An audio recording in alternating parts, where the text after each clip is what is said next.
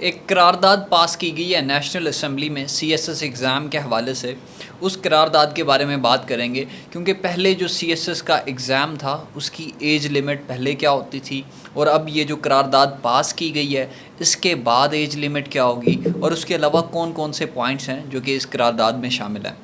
پہلے میں بتاتا چلوں ایج کے حوالے سے. اس قرارداد میں جو کہ نیشنل اسمبلی میں پاس کی گئی، پہلے تو اس میں ایج ریلیکسیشن دی گئی.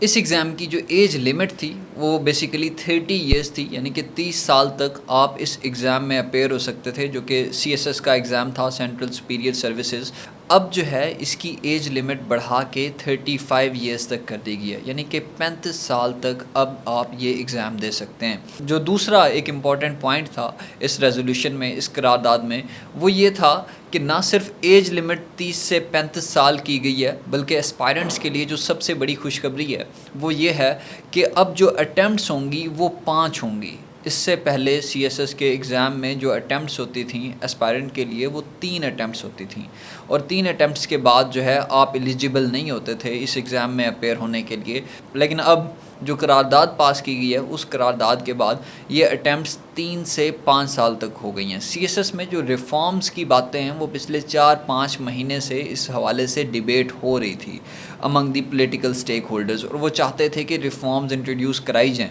ایون جو ایگزام سسٹم ہے، ایون جو سلیبس سسٹم ہے، اس میں بھی ریفارمز کے حوالے سے جو ڈیبیٹس ہیں وہ کنٹینیوڈ ہیں، اور وہ چاہتے ہیں کہ اس کو کلسٹر بیسڈ ایگزام کے طور پر جو ہے کنٹینیو کیا جائے، جیسے کہ انڈین سول سروسز میں ہوتا ہے کہ کلسٹر بیسڈ ایگزام ہوتا ہے، کہ اسپیشلائزڈ سسٹم ہوتا ہے کہ اگر ایک بچہ foreign service of Pakistan join کرنا چاہ رہا ہے تو اس کے لیے لازمی ہوگا کہ وہ انٹرنیشنل ریلیشنز پڑھے، انٹرنیشنل لا پڑھے. لیکن یہ جو ریسنٹ ایک ریزولوشن ہے، یہ جو قرارداد ہے، یہ اسپائرنٹ کے حق میں ہے، کیونکہ پچھلے 1 سال سے اسپائرنٹس جو تھے they were protesting against the federal public service commission, وہ ادارہ جو کہ سی ایس ایس کا ایگزام کنڈکٹ کرتا ہے. اور ان پروٹیسٹ کی مختلف ریزنز تھیں، کیونکہ اس میں مختلف ایشوز موجود ہیں، جیسے کہ ریزلٹس اکثر جو ہے وہ ڈیلے ہو جاتے ہیں. پچھلے سال بھی یہی ہوا. جن بچوں نے 2024 کا ایگزام دیا ہوا تھا وہ ایکسپیکٹ کر رہے تھے کہ پہلے رزلٹ آئے گا، اس کے بعد 2025 کی اٹیمپٹ ہوگی، لیکن کیونکہ رزلٹ ڈیلے ہو گیا، آج سے پہلے ایسا نہیں ہوا تھا.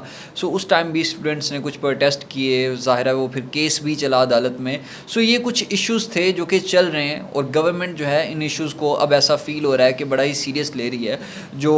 لا میکرز ہیں انہوں نے کہا کہ یہ جو ہم نے ایک ریزولوشن پاس کی ہے اس کو جلد از جلد جو ہے امپلیمنٹ کیا جائے، اور اگر یہ سینٹ سے بھی اور آگے یہ اپروو ہو جاتی ہے تو یہ تقریباً 2026 سے جو ہے یہ عمل میں آ جائے گی، یہ ریزولوشن، یہ قرارداد. اور اس کے مطابق جو اسپائرنٹس ہیں ان کو 5 اٹیمپٹس جو ہے وہ دے دی جائیں گی، یعنی کہ 2 ایکسٹرا اٹیمپٹس آپ کو دی جائیں گی اس ریفارم کے بعد یا پھر اس قرارداد کے بعد.